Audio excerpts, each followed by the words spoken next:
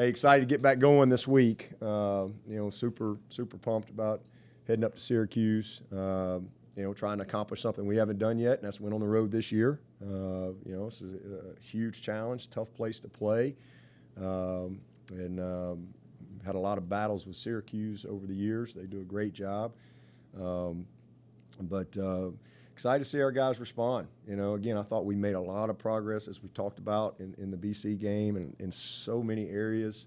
The open date came at a great time for us. We've got fall break as well yesterday and today. So, again, just kind of, mentally and physically, getting in a better spot, and then, getting some really good work on ourselves, extra time to really do, crossover work and things like that. I think it's been really good. And then obviously, getting a little bit of a start on Syracuse last week. But I think the rest was good for our guys. Really good, just great practice yesterday. I mean, really love how they practiced. I know it's a Tuesday for everyone, but it's a Wednesday for us, so it's a little different, routine and schedule. But again, like where we are. But Syracuse is, they're not much different than us. I mean, they're 2 plays from being 5-1. They're 3-3, but I mean, you're talking about, last play, overtime, games, down to the wire.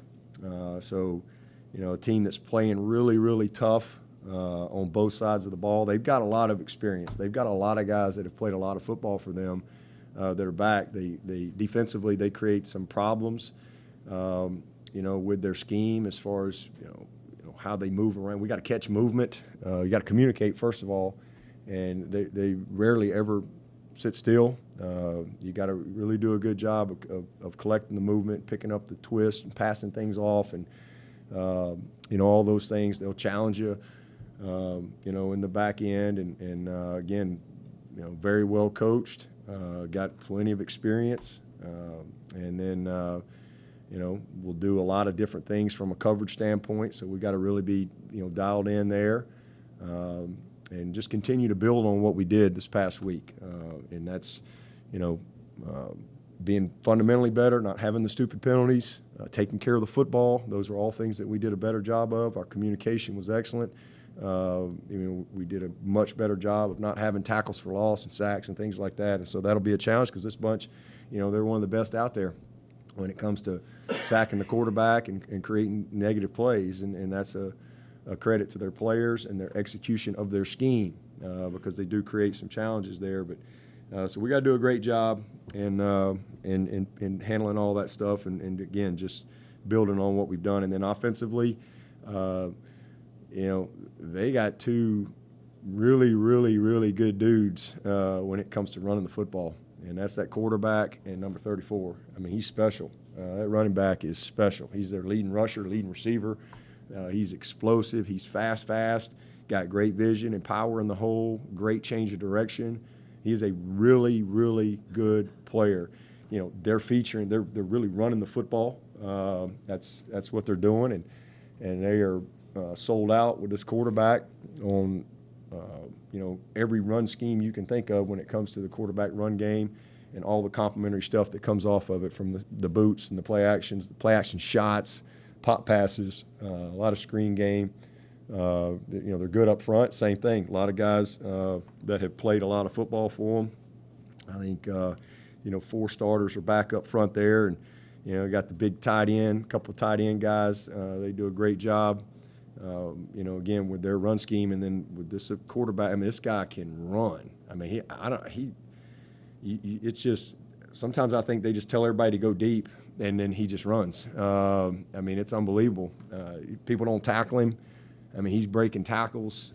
He is a really good player, and we'll have our hands full with this guy. I mean, we talk all the time about containing the quarterback and having rush lane integrity and all those type of things. And let me tell you, if you're not on point on this guy, I mean, it's 40 yards, it's 50 yards because he can run away from you. And he's really smart and savvy and has a great understanding of what they're doing schematically. And it's obviously zone read type stuff, but they got a lot of design quarterback runs, and then again the shots and the play actions that come off of it. So it'll stress you from a coverage standpoint. So stopping the run and winning the line of scrimmage, and then us being able to run the football, that'll be the difference in the game. There's no question about that, and taking care of the ball, but really impressed with their team, their effort. The way they have fought game after game after game, and again, just like us, two games that they've lost, that could have gone either way on one or two plays. So it'll be a battle up there for sure, but we're looking forward to the challenge. During the open day, how do you feel like you got better? What did you do that you feel like, hey, we're a better football team than we were before? Well, number one, we got healthier. We're still not, where you'd love to be, but we're dang sure better than we were this time last week. If we'd have played last Saturday, it would have been real interesting. Some of y'all would have been like, now who's that? So we got better there. And then, again, just, more time to work on Clemson. And then, again, from a staff standpoint, some time to really, work hard on our crossover study. And I think that's always a valuable, tool of information for us. But the number one thing is just getting some guys healthy and in a better place. And so that's first and foremost what we needed. Coach, at defensive tackle, you got E.T. and Peyton Page backing up Rook and Trey, and then Justin Foster also inside a little bit. Darnell Jeffries hasn't played in the last 3 games. What's his status, and how far is K Parts need from being able to go? Yeah, well, he's back. K Part's back. So this is his first week back in practice. So hopefully, he's going to be able to get in the mix a little bit. He's obviously had the knee surgery and he's been limited and came back but still wasn't quite ready, and so kind of just put him back on ice for a little while. So this is his first week back in the dress of the day and practicing.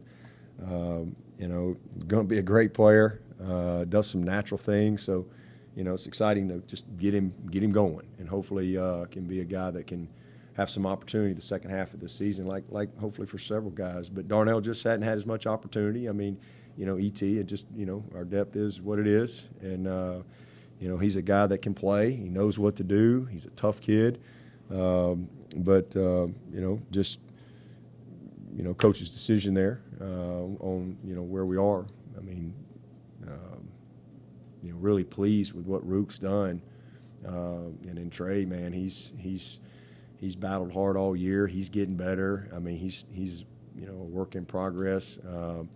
Peyton has made improvement. Big, huge body in there. And then, man, E.T. has really come on. I mean, we're very encouraged. He doesn't always look great, but he's disruptive, and he's really grown. So it's exciting. I mean, that's a silver lining for Tyler and Brian. Being out we're really developing very, very quality depth. And you think about next year on what we have the potential to be right there. It's exciting. We're going to have a lot of really talented, functional guys that we're going to have great experience in critical situations in games. So that group's played well. They've done a good job. They've stepped up. So I'm proud of them. On a general level, were there any important revelations that came from the crossover stuff? Oh yeah. No real revelations. It's always sometimes it's confirmation of what you already know, but yeah, it's coaches look at things different, and so it's always a helpful tool for both sides, and just good self-scout information that you want to use to your advantage. Coach, Sam Hartman and Wake were able to really take the top off that defense, several long pass plays in that game. Is this a game in which you might see some opportunities to take some long pass shots down the field, or do you think they might imitate kind of what Georgia Tech did? I think you got to run the ball first. What you saw against BC was our ability to run the ball, and nobody wants to be run on. And so if you can run the football, then you have opportunities in the passing game. And we had plenty of those. You know, now we need to finish them. You know, that's the difference in kicking field goals and putting somebody away. So hopefully that's kind of the next step for us. But you got to win the line of scrimmage. You got to run the ball. I mean, when people are giving you opportunities to run the ball, and we were able to do that in this past game. We did not do that well enough in the previous games, and that limits you. Again, very different from last year, you know, where you really only had two receivers, Amari and Cornell, you know, and you had a young EJ that was coming. Everybody said, you're not going to run the ball. Let's see you throw it. And, you know, we were able to do that at a high level. And, you know, early part of this season was just the opposite. They're like, okay, we got this big arm quarterback. We got some dudes outside. Let's see you run the ball. And we weren't able to do it. And that limits you. You know, not a lot of plays when you got 8 people deep. You know, there's not much there. You have to be able to run the ball effectively when people are challenging you that way. And so we were able to do that in the past game. And again, that created opportunities in the passing game. So, yeah, I mean, Wake Forest, they run the football, and great, lot of play action, a lot of their RPO stuff, and then ultimately they were able to make some plays.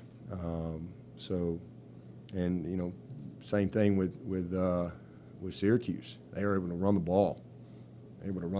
And that creates explosive opportunities because, again, you have to commit.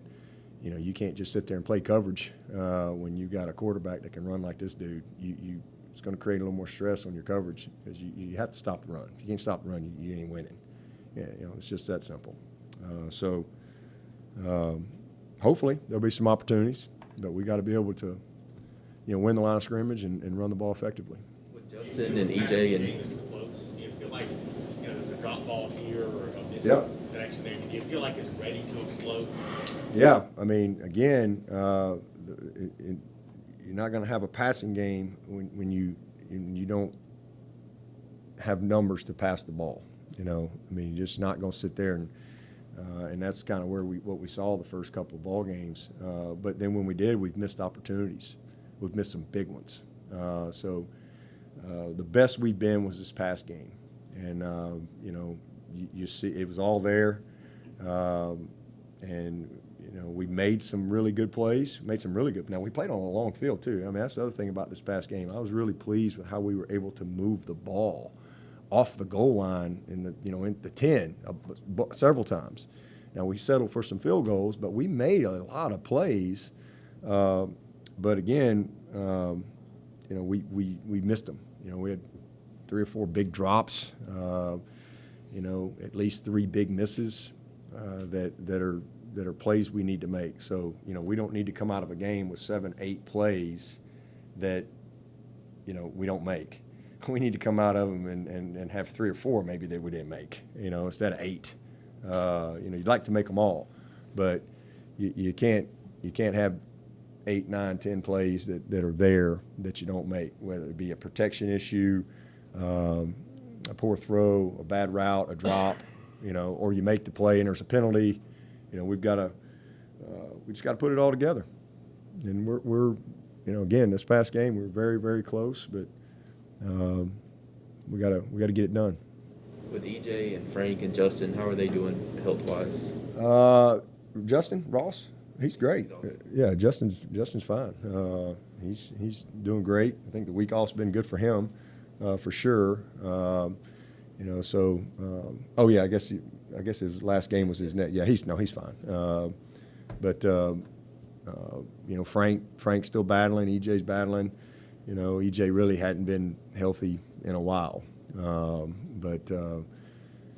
then Frank's kind of, been a day-to-day guy, battling or growing. So, hopefully he'll be in a better spot, by the end of by Friday night.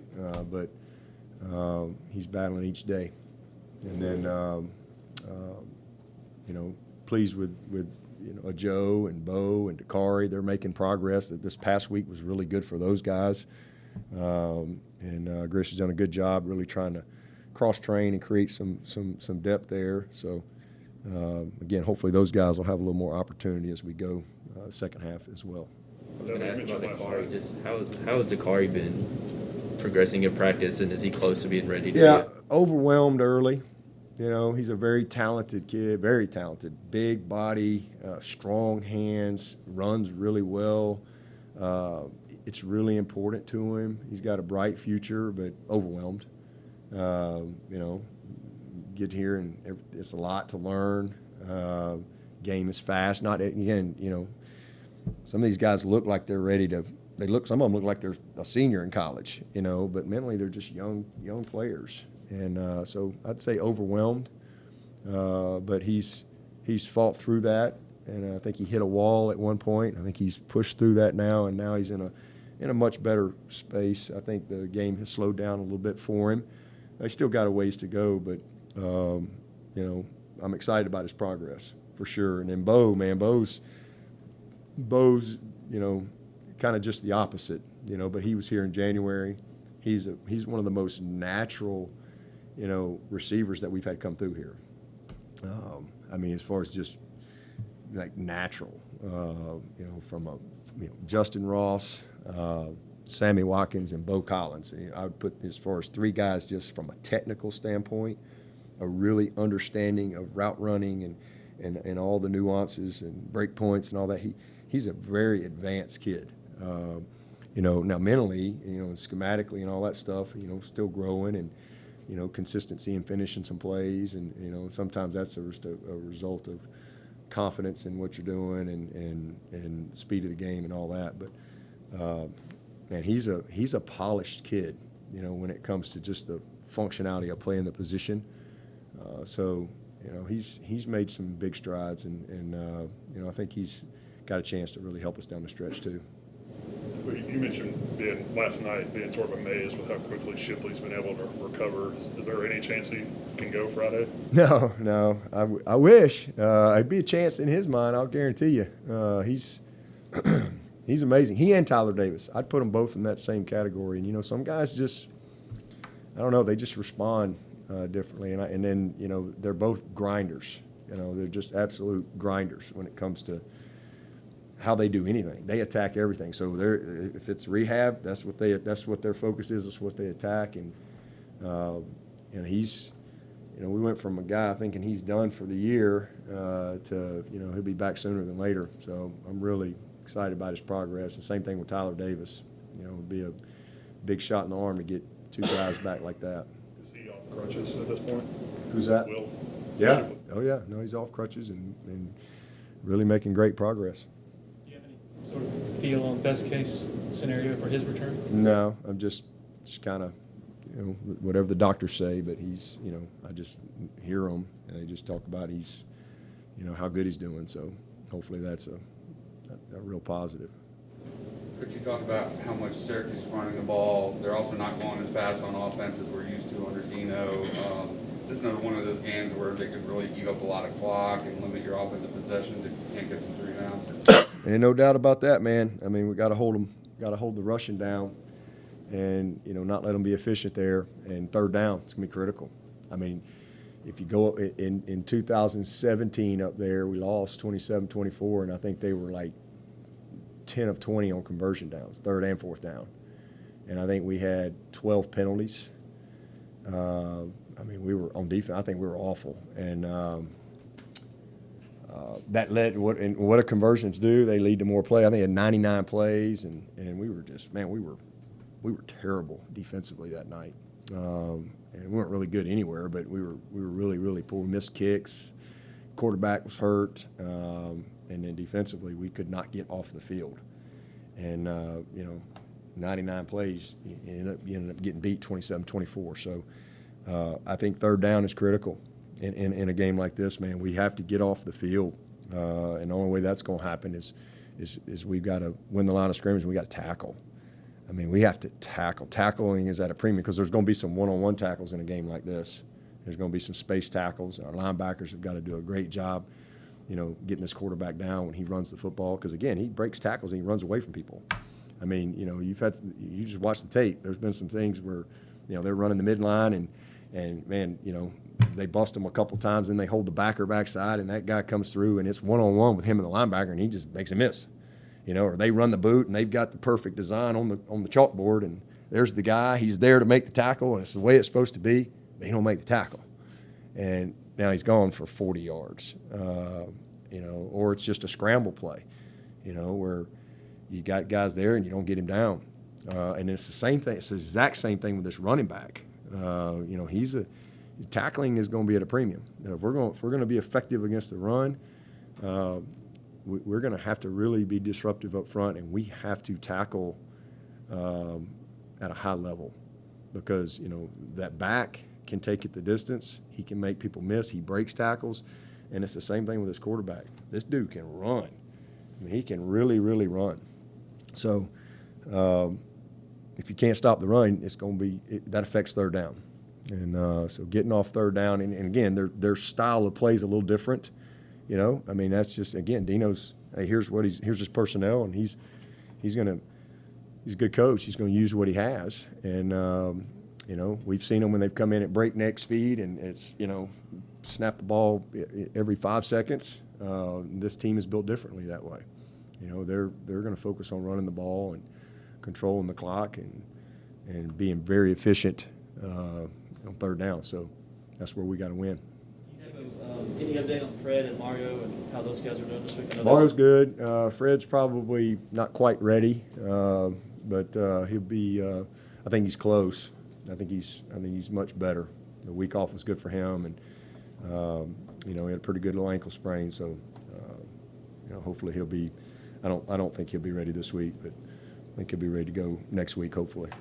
Do you think it's harder now for tempo to be like the identity and brand of an offense, given how defenses have adjusted over the years with how prevalent it's been, like against the West? No, I think it just depends on if you got the personnel to do what you need to do. I mean, I think it's tempo is a part of the game still to this day. I mean, it's puts a lot of stress on a defense and it simplifies and in substitutions and what they can do, but you got to be. You got to have the right people, the right personnel, the right depth, and you got to be committed to it.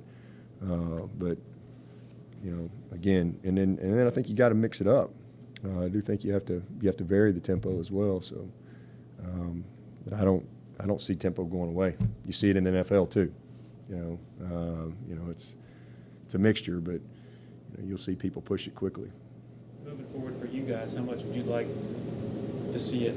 Oh man, we want to be a much better tempo team, but again, you need rhythm, and once you kind of can get some rhythm going, then I think you can really drive the tempo, and that creates problems. So you've seen people do that to us, and we've certainly done that to people over the years, but we're not where we need to be in that category right now. Dabo, you mentioned that your record this season away from home. I guess how important will this next 2-week stretch be? Going to Syracuse for a Friday game and then going to Pitt. Well, if we want to have any chance at all of staying in the hunt, we got to take care of business. I mean, and again, if we were 5-0, wouldn't this be the biggest game of the year? I mean, we need to win it, right? And nothing's changed. So, from my perspective, your record it doesn't have anything to do with how you should play. I mean, this game is huge for us. It's huge for them. I mean, we got to win the game. So, and if we were 5-0, we got to win the game to have any chance of having the best type of season that you could possibly have. And so, we're halftime, right? And it doesn't matter. I always say, I got a thing on my desk, there's nothing less important than the score at halftime. I've had that for 30-plus years. Because there's never been a truer statement. I've been 2-3 and played for the ACC championship. Been 1-2 and beat Oklahoma in the bowl 40-6. I've been 8-0 and we didn't finish. We went 2-4 down the stretch, and everybody forgot about the 8-0. So this team will be judged by how we finish. And it doesn't matter if you're 5-0. And there's teams that are 5-0 and 6-0 right now. Guess how they're going to be judged by how they finish. That's just college football. So we got a long way to go. And whether we were 5-0 or we're sitting here, 3-2 with 2 heartbreakers, we need to win the game. And ain't nothing changed. Wouldn't be any different. And we need to win on the road. We haven't done that. Been in position, but we gotta finish. Coach, you said Matt Bockhorst had his best game last week against BC. He was named a semifinalist for the Campbell Trophy, which I know is important to you. It's hard to overstate just how much he means to this team, both on and off the field. Yeah, what Matt means? Oh yeah, he's a heart and soul guy. He's a program guy. He's a guy that's the epitome of what you want your program to be about. And we have so many guys that fit that category on this team. But here's a guy that's getting his master's degree. He's not only come here and gotten a degree, he's gotten education. And, man, he is taking full advantage of it. He's a great ambassador, just a great young man, and is really given every ounce of everything that he has in his body, from his toenails through the scalp of his head, to this program, to be the best he can be. He's the epitome of what that standard is all about. Taking what you got and being committed to being your best in everything that you do. And that's how that kid is, man. He's just he's a special. He's going to be, we might all work for Bockhorst one day. And we got several guys again on this team that fit that category. He's just a great representative of everything that's good about college football. And he has just truly maximized his experience, his journey. He's played with hurt. He's had injuries. He's fought back. He's done an unbelievable job in all the leadership roles in this program. He's been incredible academically. Really proud of Bach. To me, he's just what coaching's all about. When you see, this kid come out. He was hurt in high school. You remember that? And he's coming in here, and to see him where he is now, and all that he's been through with his journey, and it's really cool. It's what it's all about, and got a bright future, and just proud of what he brings to the table every single day. That guy shows up ready to compete. Yesterday, DJ was asked about going back out into the stadium after midnight and throwing with one of the trainers or equipment managers. Thought it was interesting. He said, "Well, I missed throws." When he was asked, he named each throw, what route it was, what he did wrong on it. Is that kind of the thing? And he also said it was the first time the cameras have caught him, that he's done that before. Yeah. Is that what you guys see behind closed doors? Every day, it's who he is, and that's why he's going to be awesome. He's just too talented. He cares. He's incredibly committed, and just a matter of time for it all. Y'all have all seen him.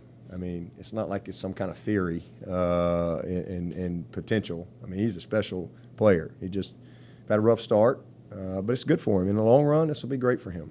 It's going to be great for him at Clemson. It's going to be great for him in his future.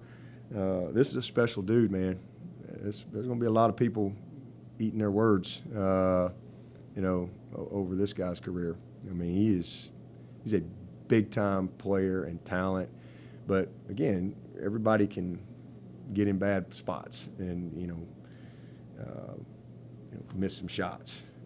Sometimes it doesn't just go in like we want it to, and miss the putts. The best of the best. Sometimes all of a sudden they don't putt very well, And I think when that's the case, you go back to the basics. And again, what's it a result of? First of all, he's got to be better, but everybody's got to be better around him. But there's nobody more committed, more dedicated than that guy. He works his tail off, and it's very important to him. But in the long run, like I said, kind of where he's been through, what he's been through this first half of the season, it's going to serve him well. It's going to serve him well in his career, and learn how to handle criticism, learn how to handle, disappointment and expectations, and all that type of stuff. It either, as I always say, a little adversity, it either shines you up or grinds you up. It's all about what you made up on the inside, right? And he's made of the right things on the inside, and it'll shine him up. But that's who he is. That's who he's always been. It's what we see every single day. So he'll be just fine. What did Ennis show you during his 38 snaps, I guess particularly from a blocking standpoint? Toughness, physicality, and he was ready. Kid, he's a true freshman. Let's just call it like it is. He didn't play last year.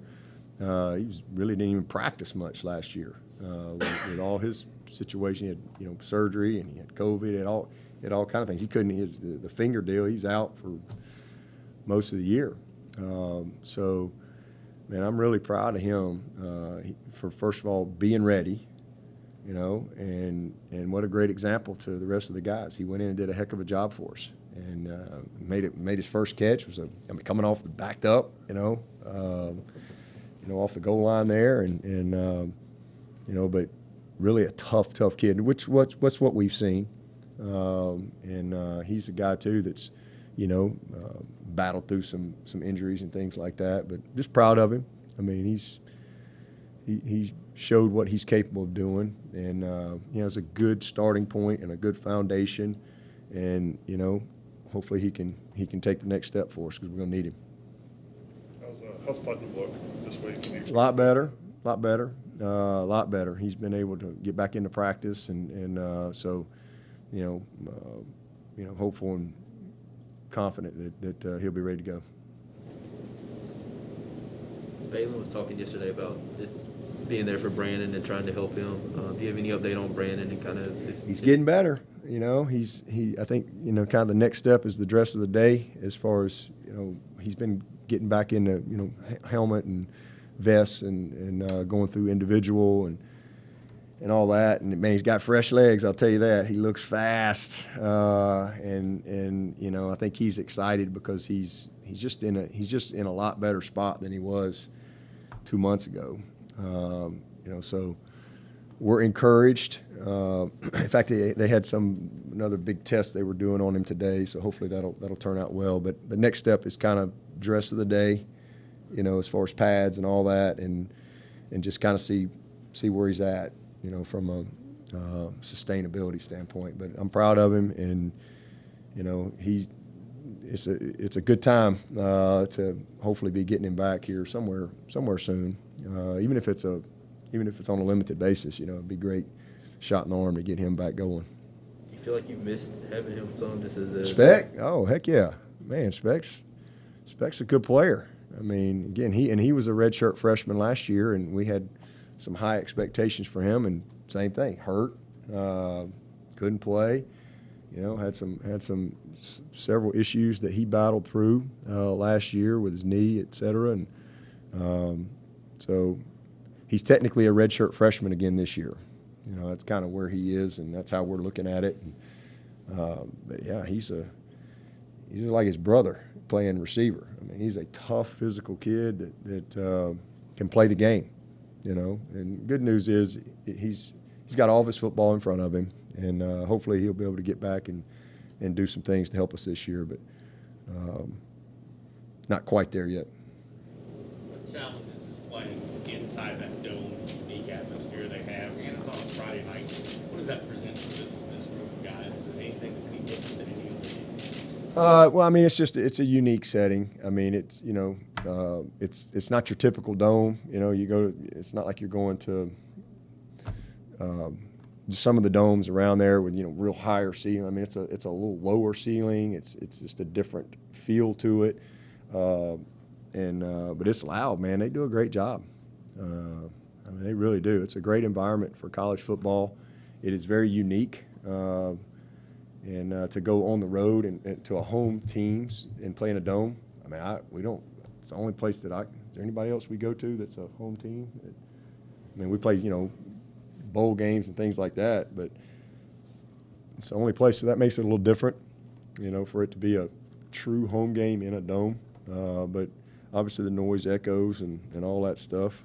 I think they put air in it now, I did hear that. So I don't know what else changes they've had, but it's a cool place to play. It really is. I always enjoy going up there, and it's one of those places you can kind of feel the history. There's a lot of history at Syracuse. I mean, man. I mean, if you're a football fan, I mean, there is a lot of really amazing history at Syracuse, and you walk around and man, you start looking at some of those names.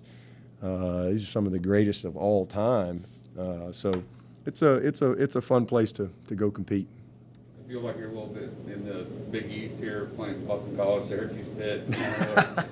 I guess, yeah, I guess so. Yeah, back to back. There we go. Yeah, Pitt next week. So, yeah, I guess so. Dabo, on DJ, is there anything mechanically that you guys have picked up on that he's doing this year that he wasn't doing last year, or vice versa? Yeah, just some. I think been a few fundamental things, that. In some of the misses that you point out and coach up, and again, just that's why I keep saying it's back to the basics. At every position, it's not the big things; it's the little things. Footwork. You throw the ball from the ground up, but that's everywhere. That's not just DJ. Same thing at receiver. Same thing at OL. Same thing at linebacker. It's.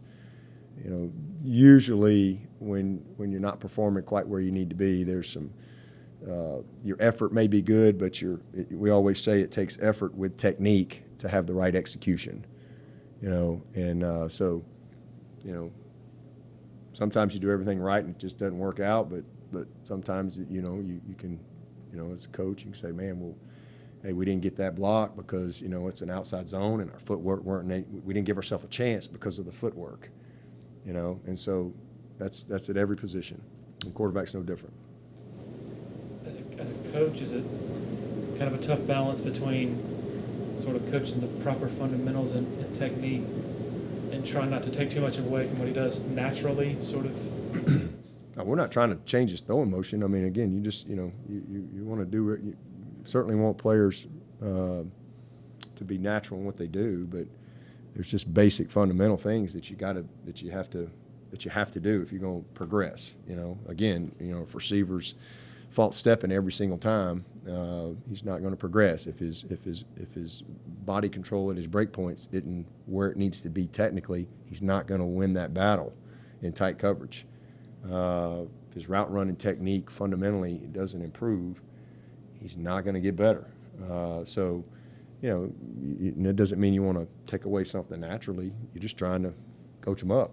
And but he's always been a very committed guy fundamentally. I just think people overanalyze things when you don't have when some things all of a sudden don't.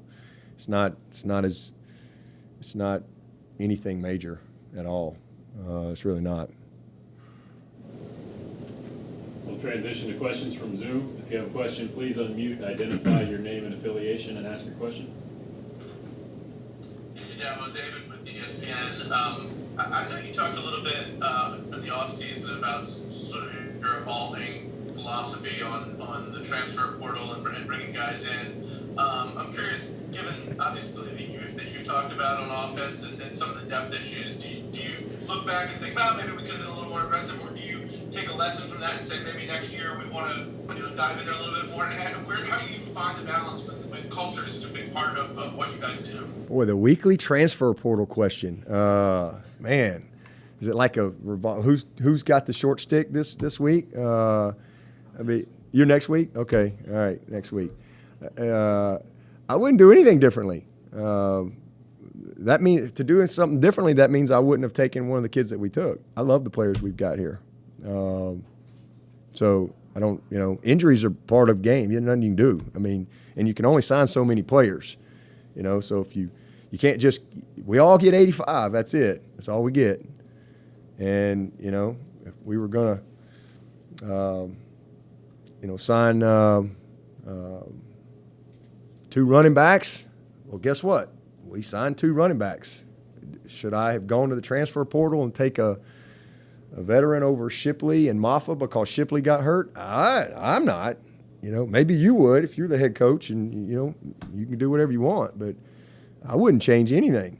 And again, you know, I'm not opposed to the transfer portal. I'm not some anti-transfer portal, you know, deal. It's just, and if I was at another school, another university, that might be all I sign as transfer portal guys.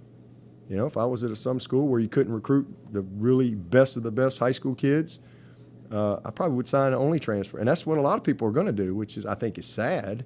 But that's what because it's going to cost a lot of high school kids opportunities that they would have had at other places. But if I was at another school and I couldn't recruit the type of kids that we can recruit here at Clemson, then I probably wouldn't sign high school kids. You know, but I'm at I'm at Clemson, and you know, we've been able to sign, you know, great kids that we believe in, and but we're not even a year into this thing, and as I've said like 100 times already, and I keep getting the same question every single week.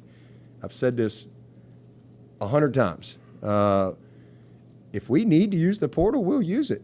But I'm not going to just do something just to do something. So, you know, I don't know why everybody keeps asking me that. The transfer portal has always been around. It's just been grad guys. But there's not been anybody from a grad transfer standpoint that has been able to come in here that I felt like, or any of us felt like, could start here. And so we'd rather take the high school kid. That's been our philosophy here. I think it's worked pretty good. You know, I mean, there's been a lot of things that y'all have asked me over the years, why didn't we do this? Why didn't we do that? And, you know, I think we've done all right.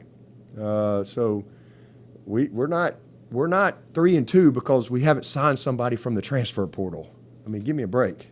I mean, we won 29 in a row. We lost to Joe Burrow. I mean, he was a transfer quarterback. So should I have taken Joe Burrow over Trevor Lawrence or traded him out or what? I mean, you know, it's not why we are 3-2. That's for sure. So yeah, I don't regret the kids that we've signed at all. You know, I love them 4 linemen we've signed. I think they're all going to be good players, and you know, but moving forward, there's never been. We're not even a year into. Now you have freshmen, sophomores, and juniors that can leave and be eligible right away. So that's a game changer for every coach out there, and that's going to change recruiting forever. I don't see any scenario whatsoever for any school that they're not going to have to deal with the portal or sign somebody from the portal somewhere along the way. I don't care who it is, Clemson or whatever, because when kids leave in May and all of a sudden you have gaps in your roster, there's no high school kids to recruit in May.